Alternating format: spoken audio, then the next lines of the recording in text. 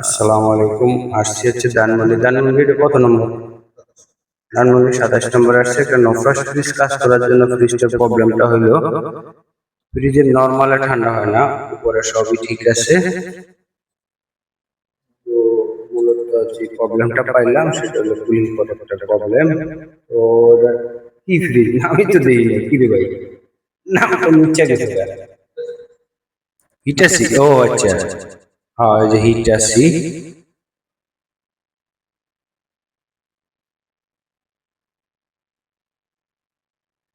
Hitachi fridge. তো এটা অনেক আগের ফ্রিজ, ভালো কোয়ালিটির একটা ফ্রিজ। এখন আমরা দুই ভাই মিলে কাজটা করলাম। ওয়ারিং গুলার একটু গুছাইয়া ইয়ে করে দিচ্ছি। মূলত হিটারটা কাজ করছে না, এই কারণে নর্মালি ঠান্ডা আসতো না। তো ইনশাল্লাহ কাজটা করে দিলাম। এই হচ্ছে নর্মালে টাইমার।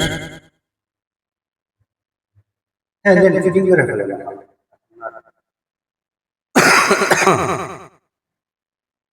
ইনশাল্লাহ কাজটা কমপ্লিট করে দিলাম। AC, fridge, microwave, washing machine যে কোনো কাজের জন্য যোগাযোগ করতে পারেন, আশা করি ভালো সমাধান পাবেন। এটার ওয়ারিংটা বাইরে দিয়ে করা হয়েছে, এই যে ওয়ারিংটা বাইরে দিয়ে করা হয়েছে।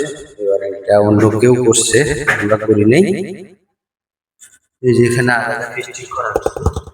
আলাদা ফিস্টিং করা হয়েছে। তো আশা করি আর সমস্যা হবে না আল্লাহর রহমতে।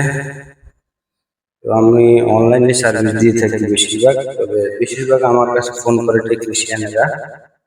তো সাধারণ কাস্টমার বড় ফোন করলে আমিও বুঝতে পারি না, প্রশ্ন করলে ওনারাও বুঝাইতে পারে না। তো এই কারণে সাধারণ যারা ফোন দেয় তাদেরকে আমিও বুঝাইতে পারি না, এরাও আমাকে বুঝাইতে পারে না, জিজ্ঞেস করলে প্রশ্ন উত্তর দিতে পারে না।